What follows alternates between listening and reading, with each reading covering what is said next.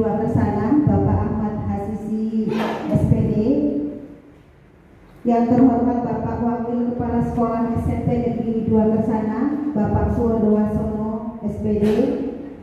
Yang terhormat Ibu Yeti Ariyanti dan Bapak Suwondo sebagai pembicara calon guru penggerak angkatan 7. Yang terhormat Bapak Ibu guru peserta seminar. Pertama, marilah kita panjatkan puja dan puji syukur kita kehadirat Allah Subhanahu wa Ta'ala yang telah memberikan rahmat hidayah serta inayahnya sehingga pada kesempatan pagi hari ini, Senin tanggal 2 Desember 2023, kita mengadakan acara seminar pengibasan budaya positif modul 1.4 di lingkungan SMP Negeri 2 Kersana tanpa satu halangan apapun. Tak lupa sholawat serta salam semoga tetap tercurahkan kepada junjungan Nabi besar kita Muhammad Sallallahu Alaihi Wasallam beserta keluarga dan para sahabat-sahabatnya. Karena berkat beliaulah kita dapat menikmati kehidupan yang penuh dengan kemuliaan ini. Amin amin ya rabbal alamin. Baiklah, saya akan membacakan susunan acaranya. Acara pertama adalah pembukaan, yang kedua adalah menyanyikan lagu Indonesia Raya, yang ketiga adalah sambutan, yang keempat adalah doa, yang kelima adalah pemapar atau isi materi sekaligus diskusi dan tanya jawab, dan yang keenam adalah penutup. Marilah untuk membuka acara ini kita bersama-sama membaca basmalah. Bismillahirrahmanirrahim. Baiklah Bapak Ibu guru hebat, untuk acara yang kedua adalah menyanyikan lagu Indonesia Raya yang akan dipandu oleh Ibu Faizia SPD. Kepadanya kami persilahkan dan Bapak Ibu dimohon berdiri.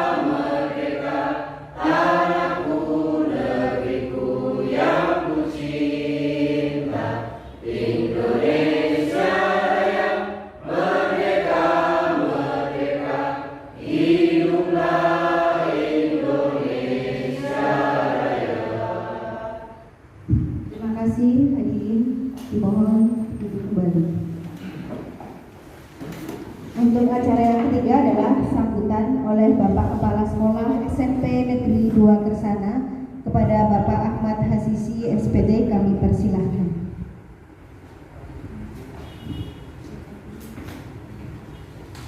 Assalamualaikum warahmatullahi wabarakatuh. Alhamdulillah, syukurillah, yang ada kebenaran Bapak-Ibu, Bapak dan Ibu yang saya hormati. Alhamdulillah yang kedua kali pada saat ini kita masih di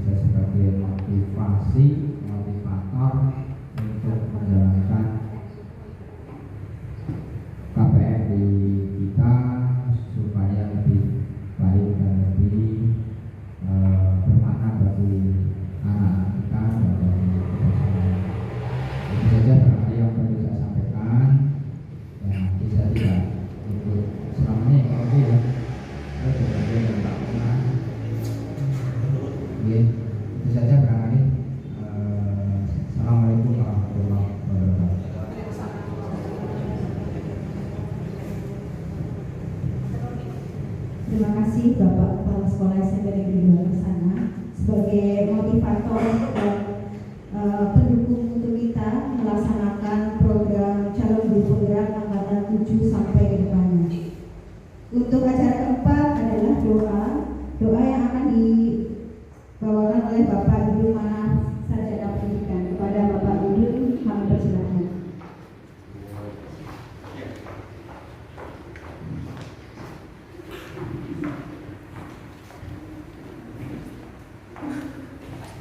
Assalamualaikum warahmatullahi wabarakatuh. Supaya dan berbarakah mengenai acara ini, mari kita berdoa bersama-sama. Bismillahirrahmanirrahim. Hamdan syai'un, hamdan ma'in, hamdan wafi'an, wa yukafi majidah. Ya Rabbana, alhamdulillah wa yamdulillah rijal wa jika alim wa'adim sunnah. Ya Allah, ya Tuhan kami, segala puji untukmu, pemelihara alam semesta. Segala puji atas karunia dan kenikmatan yang Engkau limpahkan kepada kami. Segala puji atas keagungan, segala puji atas kemuliaan dan kekuasaan. Allahumma shalli wa sallim ala sayyidina Muhammadin wa ala alihi washabbihi ajma'in. Asyhadu an la ilaha illallah wa asyhadu anna Muhammadar Rasulullah. Ya Mayyit ya Qudus, kami agungkan namamu karena hanya Engkau Tuhan kami. Hanya kepadamu kami bersujud, hanya kepadamu kami bersyukur, dan hanya kepadamu kami memanjatkan doa. Ya Rahman, ya Rahim, hanya kepadamu kami menyembah dan hanya kepadamu kami memohon pertolongan. Ya Rabbana, hari ini kami berkumpul di sini dalam kegiatan seminar budaya positif, berdiskusi mengurai pikiran untuk memberikan sumbangsi terbaik bagi sekolah ini. Karenanya ya Allah, lancarkanlah acara kami, berkahilah, penuhilah pertemuan ini dengan kebaikan hingga akhir nanti. Bukakanlah pikiran kami, bukakanlah hati kami, dan berikanlah kami ide-ide cemerlang untuk membangun perbuatan sekolah ini. Ya Allah, ya Maha mengetahui dari bimbinglah kami dengan hidayah-Mu. Berkahilah kami selalu dengan takdir-Mu, dan jadikanlah hati kami selalu hidup dengan pemberian-Mu. Rabbi sholli sholli wa yassir amri wa hlul 'uqdatam min lisani yafqahu qawli. Ya Tuhan, lapangkanlah lidahku dan lancarkanlah lidahku serta mudahkanlah usahaku. Allahumma inna haqqa wa ya Allah, tunjukkanlah kepada kami bahwa yang benar adalah benar, dan berilah kepada kami kekuatan dan kemampuan untuk menjalankannya, serta tunjukkanlah bahwa yang salah adalah salah, dan berilah kami kekuatan untuk kemampuan untuk menjalankannya. Rabbana atina fid dunya hasanah wa fil akhirati hasanah wa qina adzabannar. Wassallallahu ala sayyidina Muhammadin wa ala alihi wasallam. Subhana rabbika rabbil izzati amma yasifun wa salamun alal mursalin walhamdulillahi rabbil alamin. Assalamualaikum warahmatullahi wabarakatuh.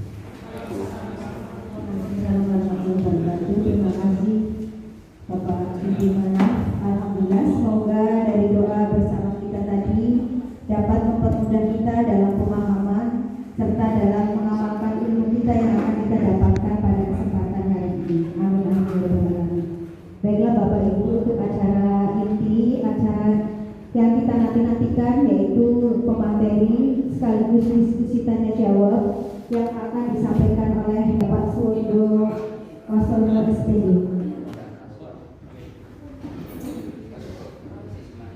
Tentang aksi nyata modul 1.4 budaya positif. Kepada dan Bapak Suwondo kami persilakan. Assalamualaikum warahmatullahi wabarakatuh. Alhamdulillahirabbil alamin. Assalatu wassalamu ala asrofil anbiya'i wal mursalin wa ala alihi washabihi ajmain. Amma ba'du. Yang saya hormati Bapak Kepala SMP Negeri 2 Kersana, yang saya hormati Bapak Ibu calon guru penggerak angkatan 7 SMP Negeri 2 Kersana, yang saya hormati Bapak Ibu guru peserta seminar penerapan budaya positif SMP Negeri 2 Kersana Kabupaten Brebes. Alhamdulillah, pada siang hari ini kita bisa berkumpul bersama dalam keadaan sehat walafiat untuk memberikan apa yang sudah saya pelajari, yang saya dapatkan pada modul 1 di penerapan budaya positif, tepatnya modul 1.4. Bapak Ibu yang saya hormati, kita perlu ketahui mengenai budaya positif itu apa.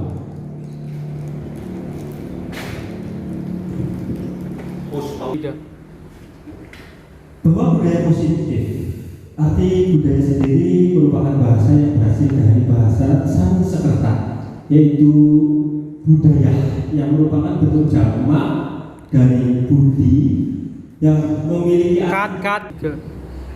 kata budaya merupakan bahasa yang berasal dari bahasa Sanskerta, yaitu budaya yang merupakan bentuk jamak dari budi yang memiliki arti budi atau akal. Sedangkan dalam bahasa Inggris, budaya dikenal dengan culture yang berasal dari bahasa Latin, yaitu color atau colore, yang memiliki arti mengolah atau mengerjakan. Budaya merupakan pola atau cara hidup yang terus berkembang oleh sekelompok orang dan diturunkan pada generasi berikutnya. Ini pengertian budaya. Jadi kita sebutkan bahwa budaya positif sekolah ialah nilai-nilai, keyakinan-keyakinan dan kebiasaan-kebiasaan di sekolah yang berpihak pada murid dapat berkembang menjadi pribadi yang kritis, penuh hormat dan bertanggung jawab. Eksplorasi konsep dari budaya positif yaitu perubahan paradigma, stimulus respon lawan, teori kontrol, keyakinan kelas, hukuman dan penghargaan, 5 posisi kontrol, arti disiplin, dan 3 motivasi perilaku manusia, 5 kebutuhan dasar manusia, dan segitiga restitusi. Perubahan paradigma budaya positif, paparan dari Dr. William Glasser dalam Control Theory untuk meluruskan beberapa miskonsepsi tentang kontrol. Ilusi guru mengontrol murid, ilusi bahwa semua penguatan positif efektif dan bermanfaat, ilusi bahwa kritik dan membuat orang merasa bersalah dapat menguatkan karakter, dan ilusi bahwa orang dewasa memiliki hak untuk memaksa. Ilusi guru mengontrol murid. Pada dasarnya kita dapat memaksa murid untuk berbuat sesuatu jikalau murid tersebut memilih untuk tidak melakukannya. Walaupun tampaknya kita sedang mengontrol perilaku murid tersebut, hal ini karena murid tersebut sedang mengizinkan dirinya dikontrol. Saat itu, bentuk kontrol guru menjadi kebutuhan dasar yang dipilih oleh murid. Teori kontrol menyatakan bahwa semua perilaku memiliki tujuan, bahkan terhadap perilaku yang tidak disukainya. Ilusi bahwa semua penguatan positif efektif dan bermanfaat. Penguatan positif atau bujukan adalah bentuk-bentuk kontrol. Segala usaha untuk mempengaruhi murid agar mengulangi suatu perilaku tertentu adalah suatu usaha untuk mengontrol murid tersebut.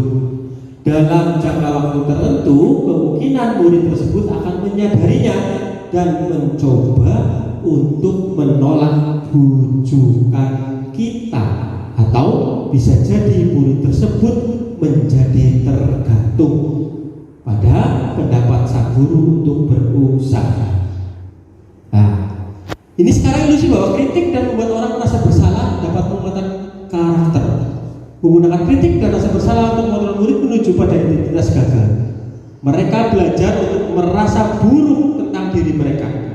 Mereka mengembangkan diri yang negatif. Kadang-kadang sulit bagi guru untuk mengidentifikasi bahwa mereka melakukan perilaku ini, karena seringkali guru cukup menggunakan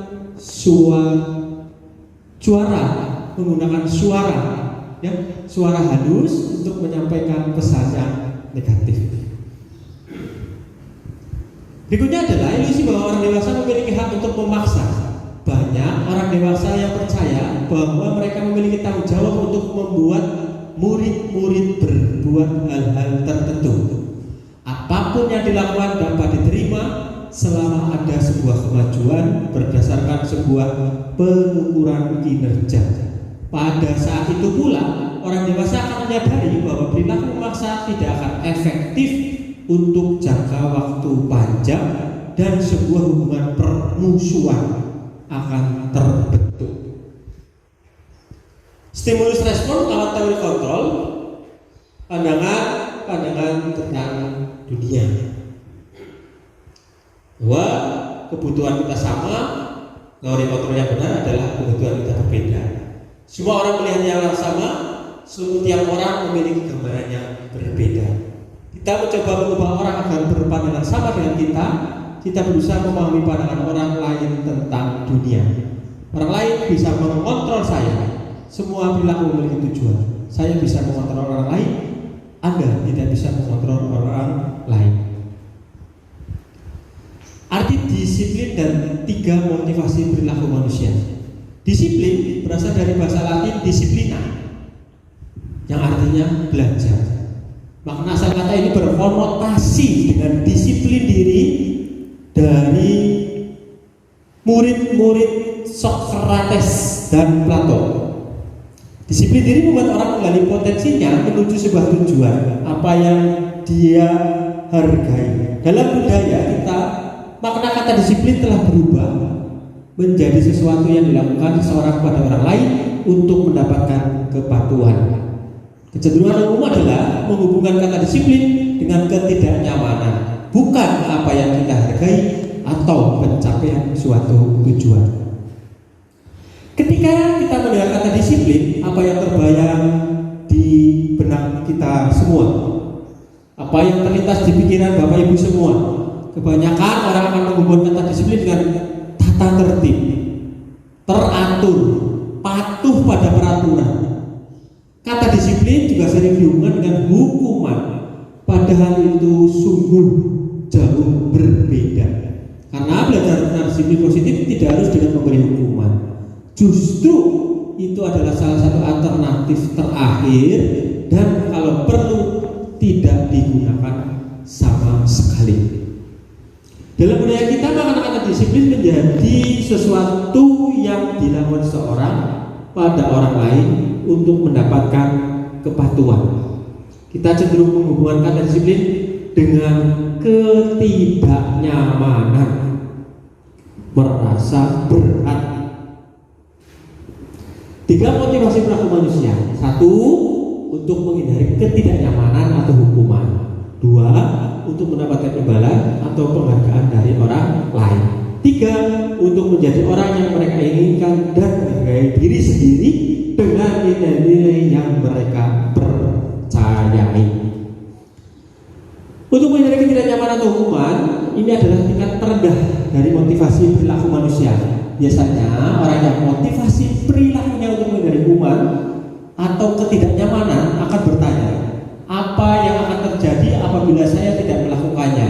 Sebenarnya mereka sedang menghindari masalah yang mungkin muncul dan berpengaruh pada mereka secara fisik, psikologis, maupun tidak terpenuhinya kebutuhan mereka bila mereka tidak melakukan tindakan tersebut. Untuk mendapatkan imbalan atau penghargaan dari orang lain. Satu tingkat di atas motivasi yang pertama, di sini orang berperilaku untuk mendapatkan imbalan atau penghargaan, pamrih dari orang lain. Orang dengan motivasi ini akan bertanya, apa yang akan saya dapatkan apabila saya melakukannya? Mereka melakukan sebuah tindakan untuk mendapatkan pujian dari orang lain yang menurut mereka penting dan mereka letakkan dalam dunia berkualitas mereka. Mereka juga melakukan sesuatu untuk mendapatkan hadiah, pengakuan atau imbalan. Untuk menjadi orang yang mereka inginkan dan menghargai sendiri dengan nilai-nilai yang mereka percayai, mereka melakukan sesuatu karena nilai-nilai yang mereka yakini dan hargai, dan mereka melakukannya karena mereka ingin menjadi orang yang melakukan nilai-nilai yang mereka yakini tersebut. Ini adalah motivasi yang akan membuat seseorang memiliki disiplin positif, karena motivasi berperilakunya bersifat internal dari dalam diri, dari mereka sendiri, bukan eksternal faktor orang lain. Yang berikutnya mengenai keyakinan kelas, hukuman dan penghargaan. Untuk terbentuknya budaya positif, pertama-tama perlu diciptakan dan disepakati keyakinan-keyakinan atau prinsip-prinsip dasar bersama di antara para warga kelas. Ingat, warga kelas. Keyakinan yaitu nilai kebajikan atau prinsip-prinsip universal yang disepakati bersama secara universal, lepas dari latar belakang, suku, negara, bahasa maupun agama. Menurut Gosen tahun 1998, suatu keyakinan akan lebih memotivasi seseorang dari dalam atau memotivasi secara intrinsik. Mengapa keyakinan kelas? Mengapa tidak peraturan kelas saja? Ini yang menjadi pertanyaan bagi kita. Mengapa adanya keyakinan kelas penting untuk terbentuknya supaya sebuah budaya positif? Saya ulangi, mengapa adanya keyakinan kelas penting untuk terbentuknya sebuah budaya positif? Dan yang terakhir, ada pertanyaan, bagaimana mewujudkan sebuah keyakinan kelas yang efektif? 3 hal ini yang menjadi pertanyaan bagi kita semua, yang menjadi patokan dalam membuat suatu keyakinan kelas. Suatu keyakinan akan lebih memotivasi seseorang. Jadi suatu keyakinan akan lebih memotivasi seseorang dari dalam atau memotivasi secara intrinsik. Seseorang akan lebih tergerak dan bersemangat untuk menjalankan keyakinannya daripada hanya sekedar mengikuti serangkaian peraturan. Hukuman bersifat tidak terencana atau tiba-tiba. Hukuman bersifat satu arah dari pihak guru yang memberikan, dan murid hanya menerima suatu hukuman tanpa suatu diskusi atau pengarahan dari pihak guru, baik sebelum atau sesudahnya. Hukuman yang diberikan bisa berupa fisik maupun verbal, dan murid disakiti oleh suatu perbuatan atau kata-kata. Disiplin dengan bentuk sanksi atau konsekuensi sudah terencana atau sudah disepakati. Alficon, Paris Body Words 1993, tahun 1993, wawancara SCD, November Maret 1995, mengemukakan baik penghargaan maupun hukuman adalah cara-cara mengontrol perilaku seseorang yang menghancurkan potensi untuk pembelajaran yang sesungguhnya. Saya ulang lagi, penghargaan maupun hukuman adalah cara-cara mengontrol perilaku seseorang yang menghancurkan potensi untuk pembelajaran yang sesungguhnya. Menurut Kohn, secara ideal tindakan belajar itu sendiri adalah penghargaan sesungguhnya.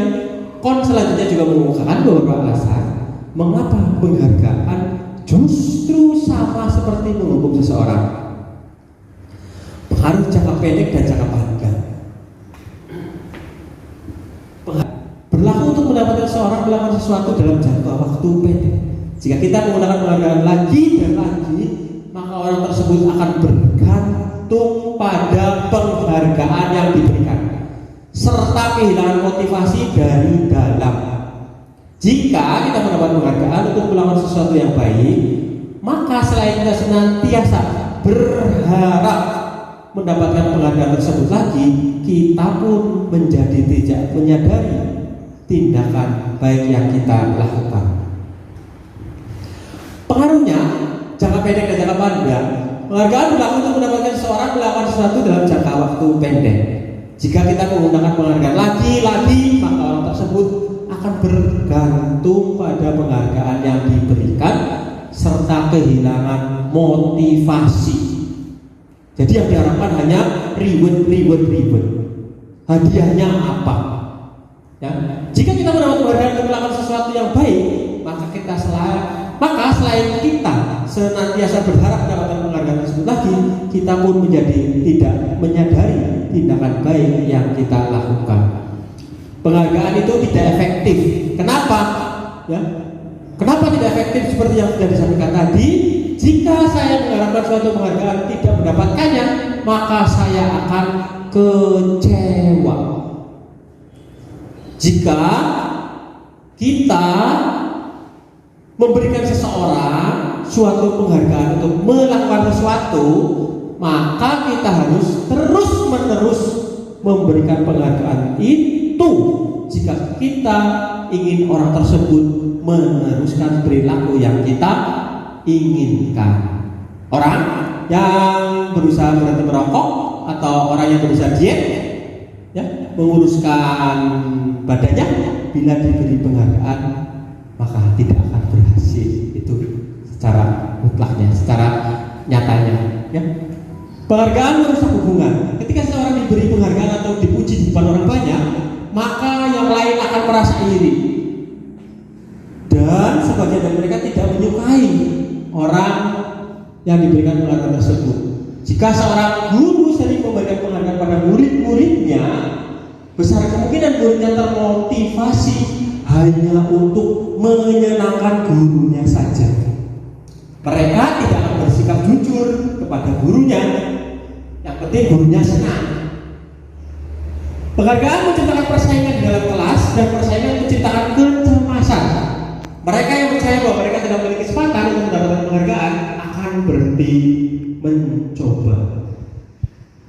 Penghargaan mengurangi ketepatan. Jika tadi kita sudah mempelajari hal-hal yang negatif dari penghargaan ini, yang berikutnya adalah penghargaan mengurangi ketepatan. Yang dimaksud di sini, jadi pada kesempatan yang ada di kelas, beberapa anak diberikan permen, yang mereka memberi jawaban yang benar, dan sebagian yang lain hanya diberitahu saja bila jawaban mereka benar. Nah, hasilnya anak-anak yang mendapatkan permen jawabannya banyak, yang tidak tepat dibandingkan anak-anak yang hanya diberitahu jawabannya benar. Ya, anak-anak akan terobsesi oleh permen, bukan untuk pengetahuannya. Penghargaan menghukum mereka yang tidak mendapatkan penghargaan, misalnya dalam sistem ranking. Mereka yang mendapatkan ranking kedua akan merasa dihukum. Penghargaan dan hukuman adalah hal yang sama, karena keduanya mencoba mengendalikan perilaku seseorang. Karena orang pada dasarnya tidak suka dikendalikan dalam jangka waktu lama. Penghargaan akan terlihat sebagai hukuman jika suatu penghargaan diharapkan, namun Anda tidak mendapatkannya, maka Anda akan merasa dihukum. Nah, ini pembentukan keyakinan kelas. Keyakinan kelas bersifat abstrak daripada peraturan. Keyakinan kelas berupa pernyataan-pernyataan universal. Pernyataan keyakinan kelas senantiasa dibuat dalam bentuk positif. Keyakinan kelas sebenarnya tidak terlalu banyak sehingga mudah diingat dan dipahami oleh semua warga kelas. Keyakinan kelas sebaiknya sesuatu yang dapat diterapkan di lingkungan tersebut. Semua warga kelas hendaknya ikut berkontribusi dalam penguatan keyakinan kelas lewat kegiatan curah pendapat dan bersedia meninjau kembali keyakinan kelas dari waktu ke waktu. Pembentukan keyakinan kelas.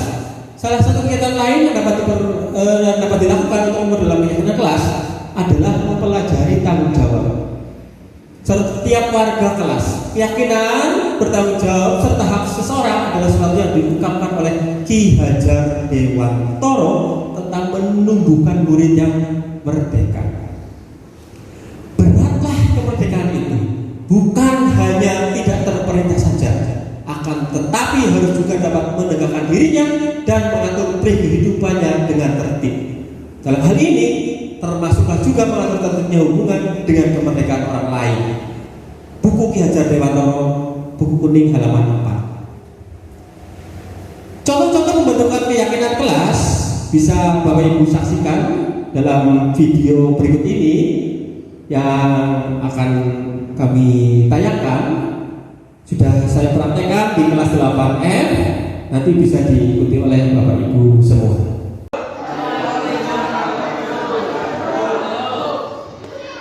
Gimana kabarnya hari ini? Anak-anak semua? Alhamdulillah. Anak-anak semua, saya selaku guru bahasa Inggris, sebelum memulai kegiatan pelajaran saya di semester 1 ini, kita akan membuat kesepakatan kelas. Ya. Tahu ya kesepakatan kelas ya? Ya, hal-hal yang harus kita lakukan, kita taati, dan harus kita patuhi, yaitu hal-hal yang membuat kamu mengikuti aturan-aturan yang ada di sekolah. Silahkan apa saja nanti yang harus kita lakukan, kita kerjakan sesuai dengan keyakinan atau sesuai dengan pemikiran kamu masing-masing. Kita harus bagaimana? Kita harus seperti apa? Ya, sehingga kelas kita, kelas bahasa Inggris bisa berjalan dengan baik. Paham ya? Nah, nanti silakan kamu tuliskan satu kata saja, kata-kata yang positif, kata-kata yang baik untuk ke depan dalam mengikuti pelajaran saya. Paham? Ya. Nanti kalau sudah, silakan ditempel di depan satu persatu. Ya. Nah, ini pertama dulu mas. Ya.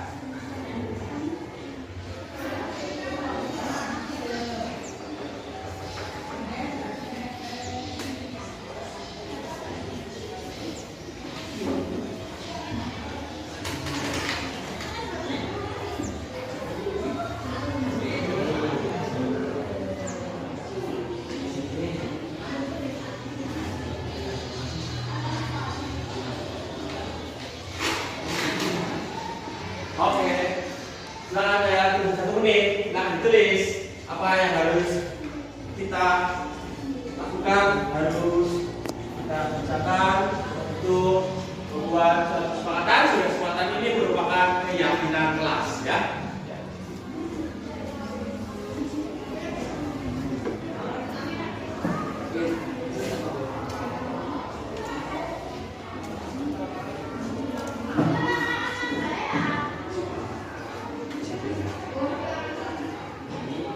Kemudian tulis saja. Nah, tulis yang besar di tengah boleh. Ya seperti itu. Kalau sudah langsung tempel. Kalau sudah langsung tempel, tidak usah diberi nama. Langsung tempel aja. Plek plek plek plek gitu. Silakan. Ya, silakan Pak. Ya, yang sudah tempel. Oke. Ya. Ayo yang lain, sudah. Saya kasih nama. Ya.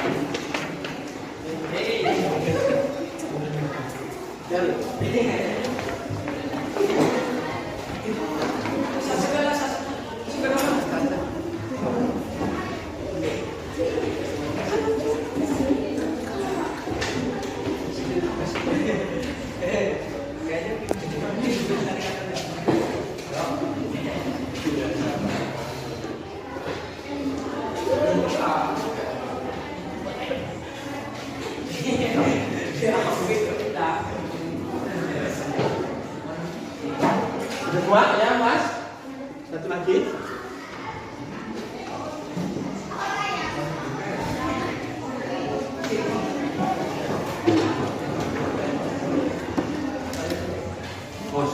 Pos. Oke. Sudah mas, yang sudah kalian catat, ini tanggung jawab, rajin beribadah, saling menghormati, jujur dalam melakukan kegiatan apapun, ya. Ya, beribadah, disiplin, tanggung jawab, saling menghormati yang lebih tua, disiplin dalam peraturan. Ya, ini merupakan kesepakatan kelas kita dalam mengikuti pelajaran saya, pelajaran bahasa Inggris. Ya. Dari kesepakatan ini kita jadikan keyakinan kelas. Ya, keyakinan kelas. Tadi sudah sepakat, semua sepakat ya, sepakat.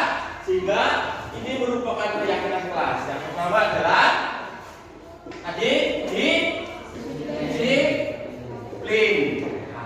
Terus yang kedua yaitu saling menghormati.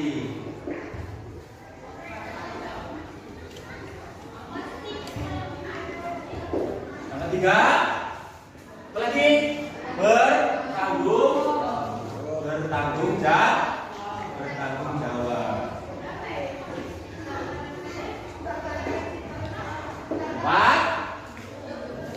Empat, yang sudah kamu tulis tadi di belakang. Ya, saling menghormati, disiplin, rajin, beribadah. Dan yang terakhir adalah apa? Menjaga kejujuran. Ya, jujur dalam melakukan kegiatan apapun berarti menjaga kejujuran. Siap ya untuk melakukan hal ini ya? Siap? Oke, ini kita jadikan ini keyakinan kelas untuk pelajaran saya ya.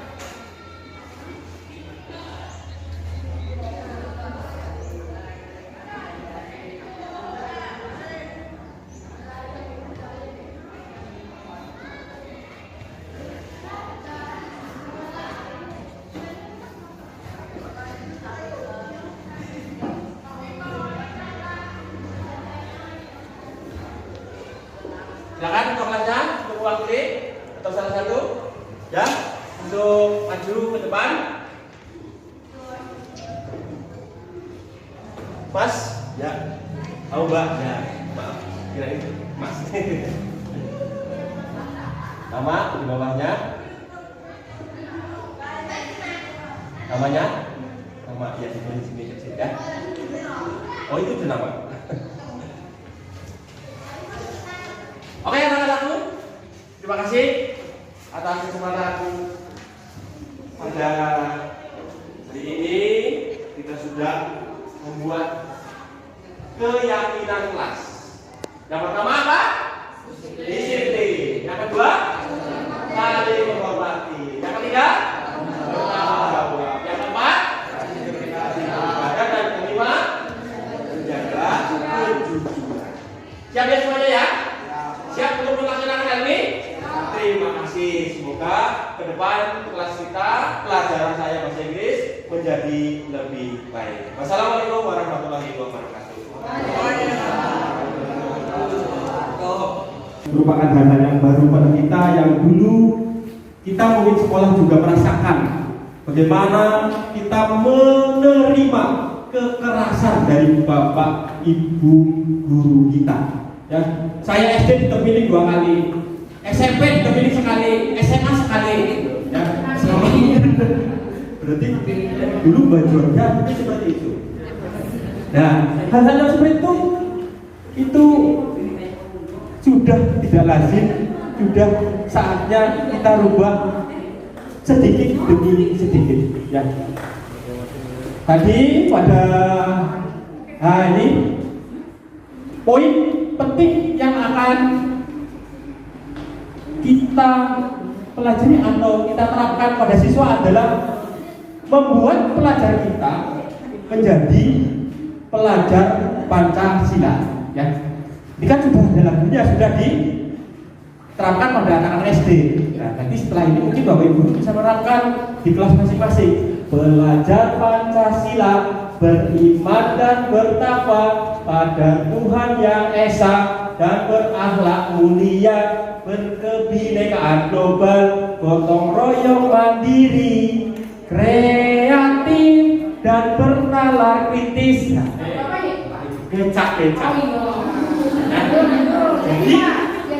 Jadi nanti kalau Bapak Ibu mengajarkan hanya anak-anak ini kayak gini, anak-anak mungkin mengingatnya agak susah. Tapi dengan lagu-lagu ini nanti becak. Kenapa kita perlu hafalkan dulu? Dengan menghafalkan, dengan mengetahui apa yang ada di dalamnya, maka sedikit demi sedikit si siswa akan mengerti. Saya sebagai pelajar harus beriman, bertakwa, berakhlak mulia, ya. Apalagi memakai gerakan, ya. belajar Pancasila, beriman dan bertakwa, berakhlak mulia, berkebinekaan global, gotong royong mandiri, kreatif dan bernalar kritis. Mau dicoba? Dicoba biar pakai. Dicoba ya. Dicoba biar pakai. One three. Kali aja di kelas ya saya. Kali kita bersama-sama biar ada ini. Enggak ngantuk. 1, 2, 3. Belajar Pancasila, beriman dan bertakwa pada Tuhan Yang Esa, dan berakhlak mulia, berkebinekaan global, gotong royong mandiri, kreatif dan bernalar kritis. Ya, sekali lagi. Apa? Oke, siap. Jadi seperti ini kita bisa memberikan atau diinformasikan pada awal-awal pelajaran. Pasti siswa yang tadinya ngantuk, yang tadinya loyo, yang tadinya lamun berdiri. Apalagi dengan gerakan tadi, gerakannya bertakwa pada Yang Maha Esa, berakhlak mulia, ya, gotong royong, berkebinekaan berdiri, berkebinekaan global, gotong royong, kakinya segitiga, ya, gotong royong, mandiri. Nah, itu mandirinya gini. Nah, mandiri itu kuat, ya. Kreatif dan bernalar kritis. Oke. Itu seperti itu. Bisa dicoba, bisa diterapkan nanti setelah kegiatan hari ini seminar. Jadi ada IBAS yang bisa Bapak Ibu terapkan di kelas. Iya. Kita lanjutkan lagi. Mau nyanyi lagi? Oh, seperti itu. Iya, senang nyanyi. Setelah nyanyi kita makan aja. Sama gerakannya aja berdiri, harusnya kalau dengan gerakan berdiri. Monggo Bapak Ibu berdiri. Ya, silakan berdiri. Ya monggo Pak Oleh ini sebagai ketua P5 harus bercontoh ya. Gimana Pak?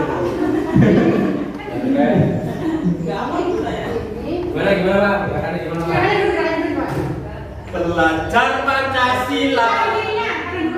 Ada bunyi. Iya. Belajar Pancasila, beriman dan bertakwa, dan berakhlak mulia, berkebinekaan global, gotong royong mandiri, kreatif dan bernalar kritis. Kalian ya.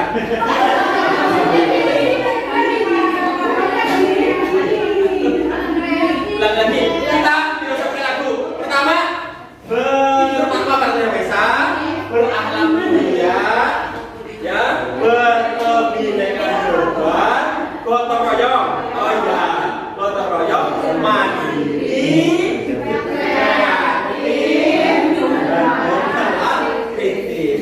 Oke? Maaf lupa saya. Bersama-sama 1, 2, 3. Belajar Pancasila, beriman dan bertakwa pada Tuhan Yang Esa, dan berakhlak mulia, berkebinekaan global, gotong royong mandiri, kreatif dan bernalar kritis. Ada kehidupan. Sudah ada kehidupan. Terima kasih. Ini bisa terapkan di kelas mana saja. Saya rasa kelas 8-9 pun nanti naik ke SMA akan mendapatkan kurikulum merdeka. Ya, jadi tidak usah Pak Ibu sudah setuju, tidak bisa seperti itu. Terapkan pada semua kelas. 5 menit, 3 menit selesai. Ya. Kalau sudah hafal, anak-anak akan mengerti, menguasai. Oh, aku harus seperti ini. Nah, itu target dari pemerintah, Kementerian Pendidikan, menjadikan anak yang super luar biasa. Sudah super luar biasa. Satu saja sudah luar biasa di atas, apalagi 6 ya. Bapak Ibu yang saya hormati, tadi melanjutkan dari pemateri 1 sampai di sini kesepakatan kelas. kita lanjutkan. Ada 5 kebutuhan dasar manusia. Yang pertama, kebutuhan bertahan hidup, survival, kasih sayang dan rasa diterima, love and belonging, ini belonging ya. Kemudian pengusahaan atau power, kebebasan, freedom, dan kesenangan atau fun. Ini kebutuhan dasar manusia. Ya, sini ada stimulus respon tentang dunia dan teori kontrol tentang dunia yang diungkapkan oleh Dr. William James tahun 1984. Tapi nggak usah baca, pasti mulai ini nyuruh-nyuruh tulisannya kecil-kecil ya. Iya, tenang aja. Jadi ada beberapa hal bahwa kita dinyatakan dengan kebutuhan yang sama. Ternyata pada dasarnya kita mempunyai kebutuhan yang berbeda. Semua orang melihat hal yang sama.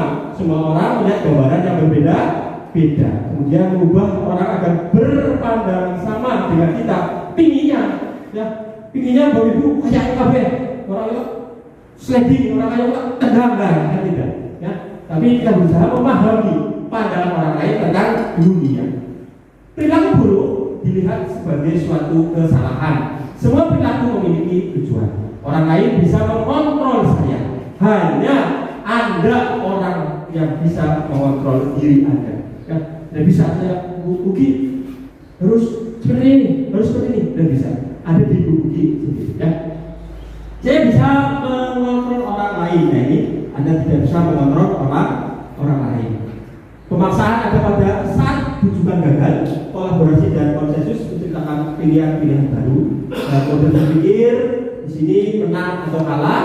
Ini dan tahun tentang dunia yang benar adalah model berpikir di sini menang, bukan menang dan kalah. Pasti yang kalah tersakiti. Yang betul adalah menang dan menang. Semuanya menjadi pemenang. Nah, ini adalah 5 posisi kontrol Bapak Ibu selama menjadi guru. Di mana posisi kontrol Bapak Ibu saat ini? Apakah menjadi guru yang penghukum, guru yang membuat anak merasa bersalah, teman, pemantau atau manajer? Diresapi dulu 1,5 detik. Saya kalau ulang sering membuat anak merasa bersalah. Kenapa dia merasa merah? Lupa Pak. Kenapa selalunya hijau? Lupa Pak. Dan dia bisa. Padahal anak hanya pelupa. Anak salahnya cuma satu kan? Anak-anak kita. Apa itu pelupa? Nah, bagaimana untuk membuat anak itu tidak pelupa? Nah, ini penghukum bagaimana? Kriteria atau penjelasan guru sebagai seorang penghukum bisa menggunakan hukuman fisik maupun verbal. Orang-orang yang menjalani proses penghukum senantiasa mengatakan bahwa sekolah memerlukan sistem atau alat yang dapat lebih menekan murid-murid lebih dalam lagi. Contohnya di sini, patuhi aturan saya. Awas kalau tidak. Kamu selalu saja salah. Selalu pasti yang terakhir. Guru seperti ini senantiasa percaya hanya ada satu cara agar pembelajaran bisa berhasil, yaitu dengan cara kekerasan. Membuat rasa bersalah. Yang kedua, membuat rasa bersalah. Bagaimana guru dinyatakan membuat rasa bersalah? Guru akan bersuara lebih lembut. Membuat orang merasa bersalah akan menggunakan keheningan yang membuat orang lain merasa tidak nyaman, bersalah atau rendah diri. Kata-kata yang keluar dengan lembut akan seperti, ibu sangat kecewa sekali dengan kamu. Nah, berapa kali Bapak harus memberitahu kamu? Gimana coba kalau orang tahu kamu, orang tua kamu tahu kamu berbagi halus-halus, tapi sakit gitu, ya halus ngomongnya enak, ya ngomongnya halus, ngomongnya anon-anon, tapi sakit, ya ini membuat rasa bersalah. Ya,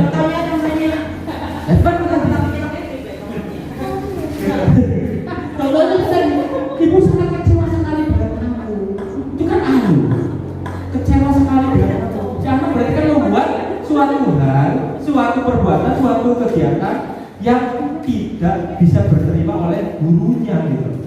Tidak pas.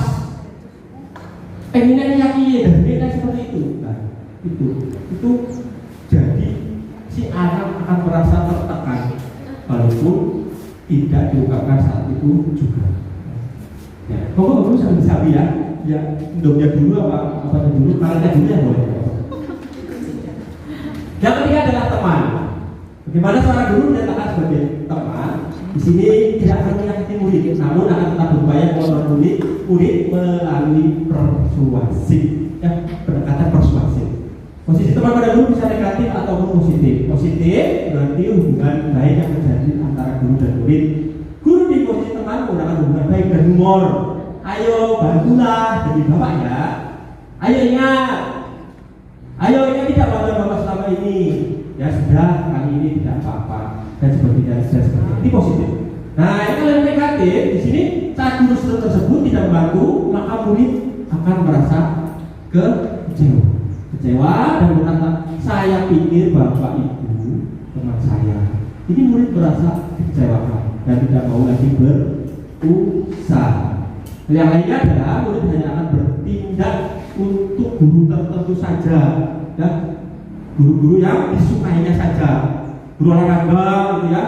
Biasanya guru olahraga kalau mana baik surut, guru bahasa Inggris kalau ada pintu likur ada turut. Ada olahraga, udah siap.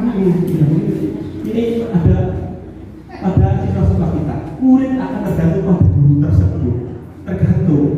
Ada kalau guru olahraga mangkat, kalau guru bahasa Inggris Melayu kan seperti itu, ya. Apalagi guru pakai kalau apa jus, kalau apa ayat.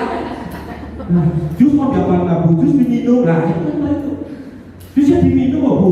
Justru itu kan gitu. Anak-anak akan menjawab, membantah apa berita kita. Nah ini posisi pemantau, memonitor berarti mengawasi.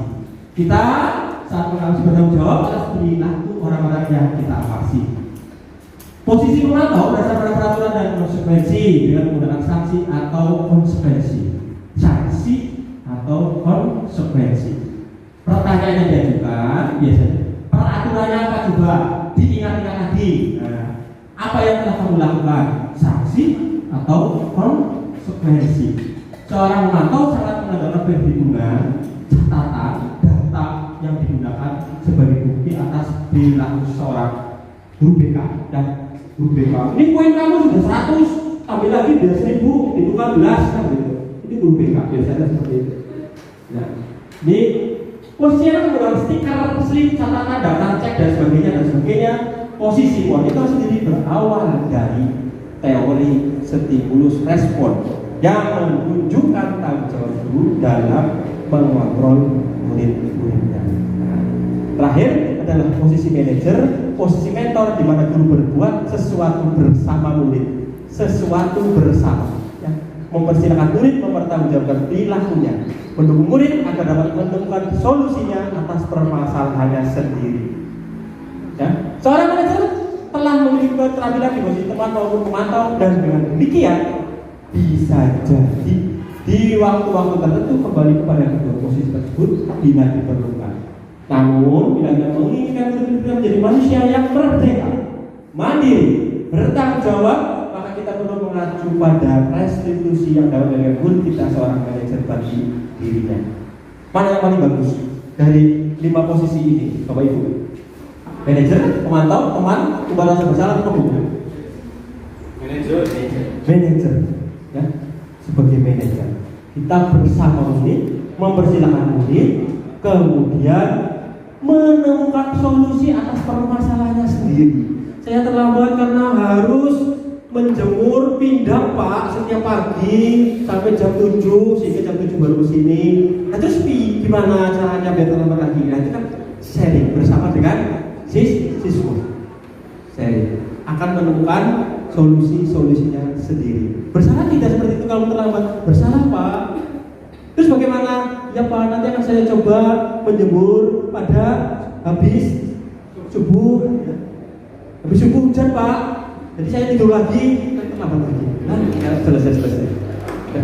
Pokoknya kita berasal-asal sedikit menjadi manajer untuk tersukseskannya pendidikan kita. Ya. Nah ini posisi kontrol, contoh-contohnya bila menghukum biasanya menghardik, menunjuk-nunjuk, menyakiti, menyindir. Ini paling bawah ya, posisi guru yang tidak sesuai dengan perkembangan zaman, seperti yang tadi Buya berikan kodrat alam dan kodrat zaman. Menghardik, menunjuk-nunjuk, menyakiti, menyindir, tuding-tuding kayak gitu. Ya. Kesiswaan biasanya itu. Ya. Kalau kamu tidak melakukan awas ya dan sebagainya ini.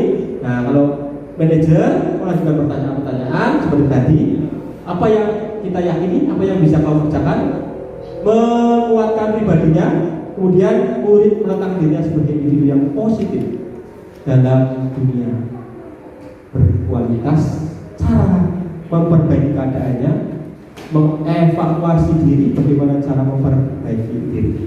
Nah, ini ya, dari posisi kontrol Bapak Ibu semua. Nah, kita lihat di sini adalah teori restitusi. Seperti yang sudah saya sampaikan, kita diharapkan menjadi seorang guru sebagai posisi manajer. Dengan mengetahui teori restitusi, maka kita akan tahu bagaimana menjadi guru dengan posisi manajer. Restitusi menciptakan kondisi bagi murid untuk memperbaiki kesalahan mereka, sehingga mereka bisa kembali kepada kelompok mereka dengan karakter yang lebih kuat. Khusus 2004. Ciri-ciri restitusi, ciri-cirinya bukan menebus kesalahan, tapi belajar dari kesalahan, memperbaiki hubungan, tawaran bukan paksaan, menuntun untuk melihat ke dalam diri, mencari kebutuhan dasar yang mendasari tindakan. Ya. Kemudian di sini restitusi diri adalah cara yang paling baik. Fokus pada karakter bukan pada tindakan. Restitusi menguatkan bukan melemahkan, menguatkan siswa menjadi pribadi yang unggul, menjadi pribadi yang baik di kemudian hari. Fokus pada solusi, masalahnya apa, solusinya di mana, selesai. Ya. Restitusi melalui yang berbuat salah pada kelompoknya. Ini ciri-ciri restitusi. Ciri-ciri restitusi yang pertama menstabilkan identitas. Berbuat salah itu tidak apa-apa, wajar, ya. Semua orang juga pernah salah, kan? Kata-katanya seperti itu. Ya Pak, besok saya juga akan salah lagi. Nah itu, ya. Seperti itu orang kita. Iya Pak, tidak ada manusia yang sempurna. Saya juga pernah melakukan kesalahan seperti itu. Ini kalimat. Bapak Ibu bisa memberikan pernyataan-pernyataan seperti ini pada siswa dengan sabar, dengan telaten, dan dengan keyakinan bahwa ini adalah ciptaan Tuhan Yang Maha Esa, ciptaan Allah Subhanahu Wa Taala, bukan dari golongan jin atau golongan setan. Ya, gitu. Kalau berpikir seperti itu, kita jadi sabar. Pada tindakan, padahal kamu bisa melakukan yang lebih buruk dari ini ya. Nah, kenapa? Kamu pasti punya alasan. Kamu perlu bangga pada dirimu sendiri. Ini kalimat-kalimat. Kamu boleh mempertahankan seperti itu, tapi kamu harus menambahkan sikap yang baru, sikap yang lebih baik. Menanyakan keyakinan, apa yang kita percaya sebagai kelas atau keluarga. Apa nilai-nilai umum yang telah kita sepakati? Apa bayangan kita tentang kelas yang ideal? Kamu mau menjadi orang yang seperti apa? Menanyakan keyakinan ke siswa. Karena tadi kan jadi mengatakan kalau membuat kesepakatan kelas menjadi keyakinan kelas. Ya. Nah, ini kita batik-batikan ya, batik-batikan. Hukuman atau sanksi? Hukuman atau sanksi? Mencatat 100 kali dalam buku kalimat. Saya tidak menambah lagi kalau tambah sekolah 100 kali. Sampai 20 halaman karena saya gede. Ya. Ini hukuman atau sanksi? Sanksi. Benar. Sanksi.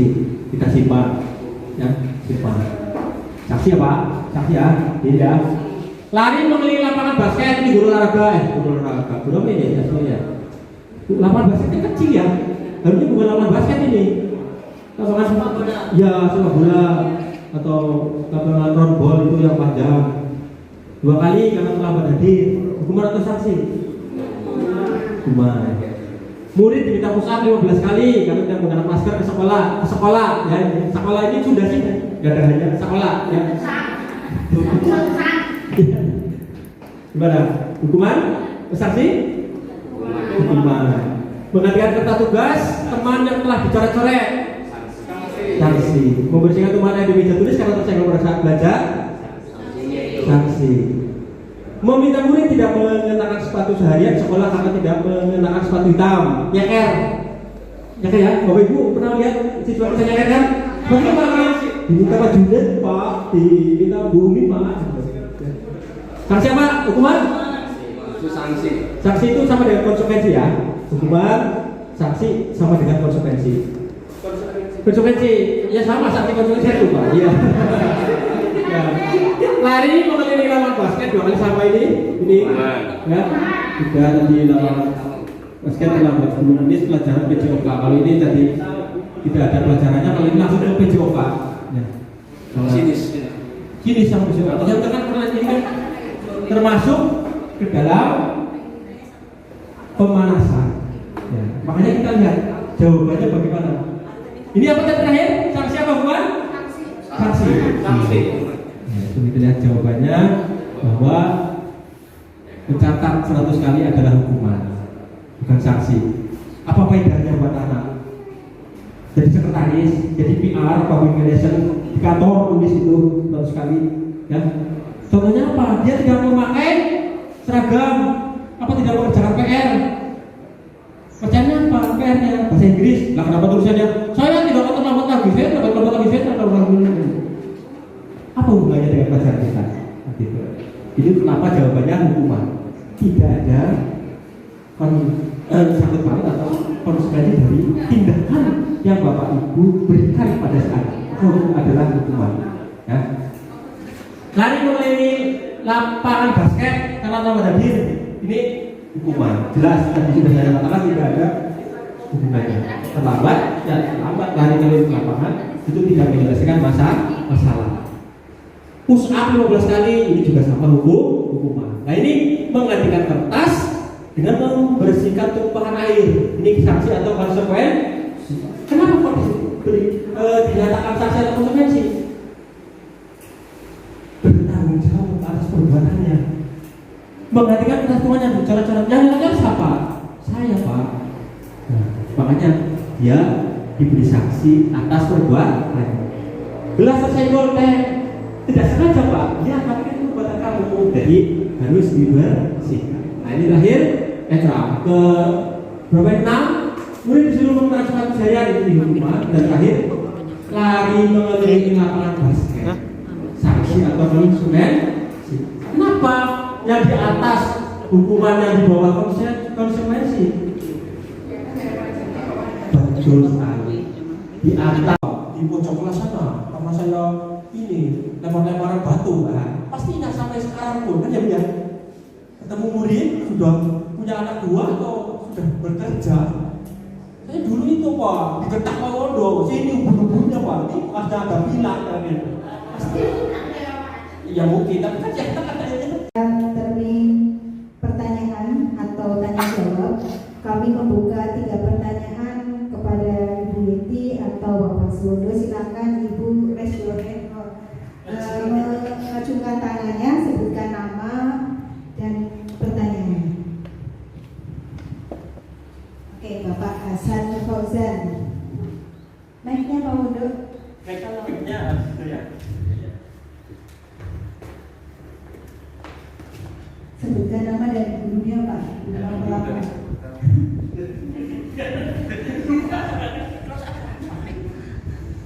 Ya, assalamualaikum warahmatullahi wabarakatuh. Waalaikumsalam warahmatullahi wabarakatuh. Sebelumnya saya perkenalkan, nama saya Hasan Fauzan.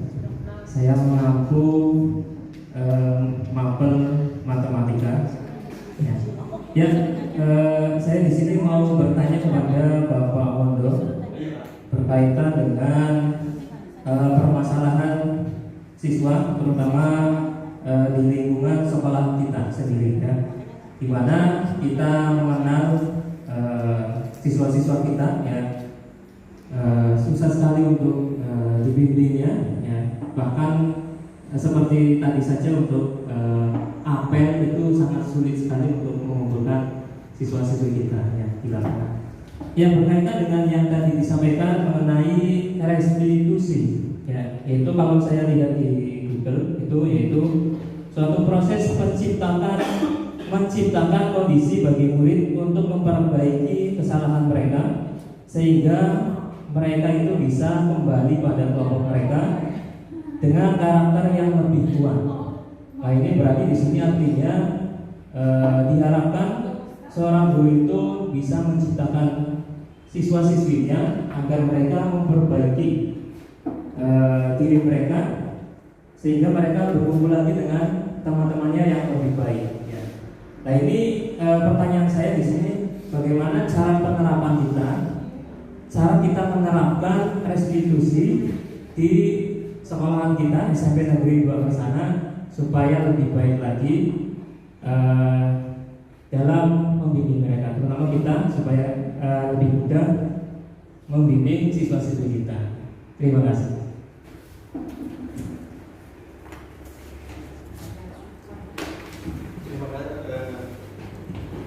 Terima kasih Pak Hasan, pertanyaannya langsung to the point ke saya ya. Langsung to the point ke Pak Aswur. Pada intinya pada kegiatan restitusi yang ada di sekolah tadi sudah dikatakan kita melalui tahapan-tahapan yang ada, menstabilkan identitas, kemudian validasi tindakan yang salah, menanyakan keyakinan. Itu jika perorangan. Sementara Pak Hasan tadi permasalahannya di sekolah ini, permasalahan di SMP Negeri 2 Kersana dengan jumlah siswa 560 sekian, 563 566 ya, berarti tidak keluar. Nah, ini menjadikan PR bagi kita bersama. Jika restitusi di sekolah mau dilangsungkan dengan baik, dilaksanakan dengan baik, yang pertama adalah diri kita sendiri. Diri kita sendiri menjadi contoh, menjadi contoh pada anak-anak kita. Menjadi contoh memang tidak mudah. Ya, saya juga kelewat kata, saya juga sedikit kebablasan, tapi kita berubah. Menjadi contoh untuk anak-anak. Oh, bapak ibu guru saya, oh seperti ini, oh seperti ini. Itu pertama. Yang kedua, semua pihak merasa memiliki sekolah ini. Ini sekolah saya, tempat saya mencari nafkah. Walaupun tidak membuat saya kaya, tapi membuat saya hidup, kan seperti itu, ya. Beda dengan Pak Junaid. Pak Junaid di sekolah tidak membuat kaya, tapi di rumah buat kaya. Ya. Akhirnya, jadi Pak Junaid mungkin 50-50 bagi tugas biar kaya dan biar hidup. Kalau kita sudah memiliki rasa itu, tidak mau guru profesional yang harus tetap ini. Bagus. Ya. Guru profesional harus mengutamakan guru di sekolah, itu kewajiban kita.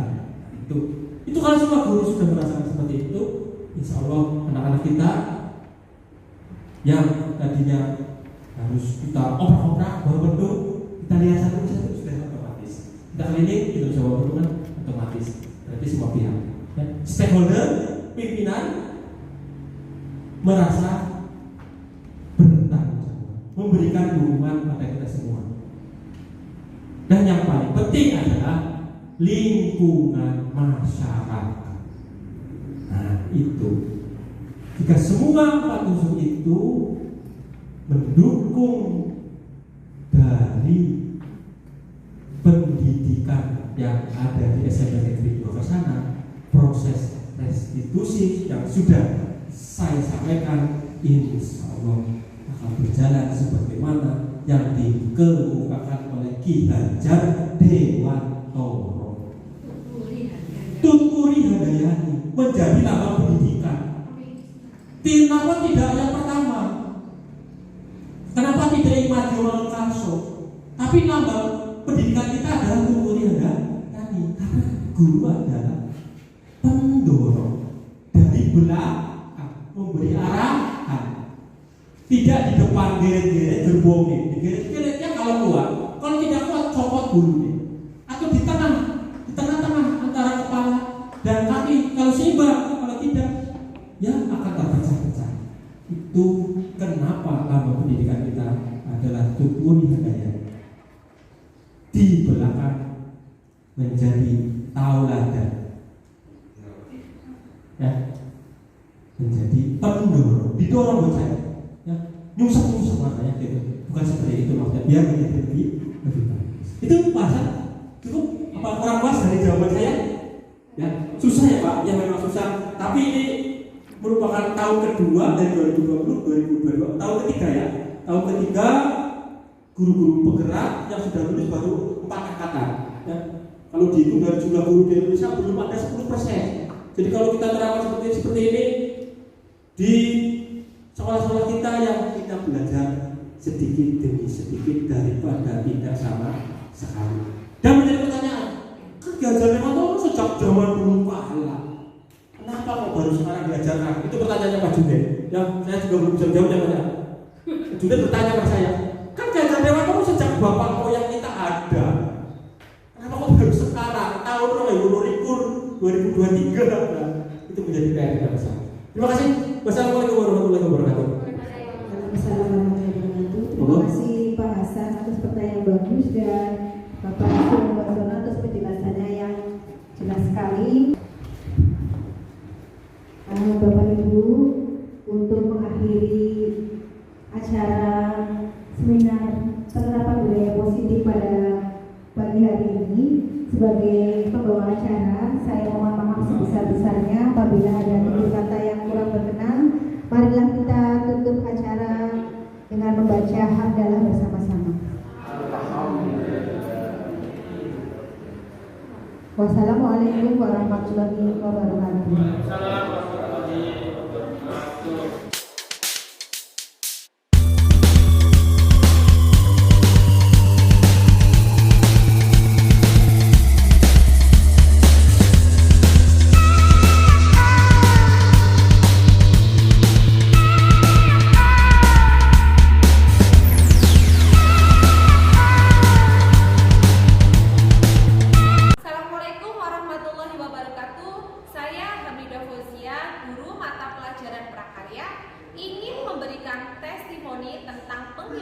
Budaya positif yang sudah dilakukan oleh Bapak Suwondo Wasono SPD.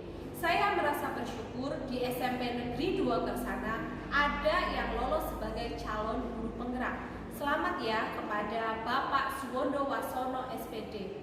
Ilmu-ilmu yang beliau dapatkan selama menjalani pendidikan guru penggerak diimbaskan kepada kami melalui seminar budaya positif yang dilaksanakan pada hari Senin tanggal 2 Januari 2023. Dalam seminar tersebut didiseminasikan tentang paradigma baru, tentang keyakinan kelas, dan penerapan teori restitusi yang selanjutnya akan saya terapkan terhadap anak-anak didik saya.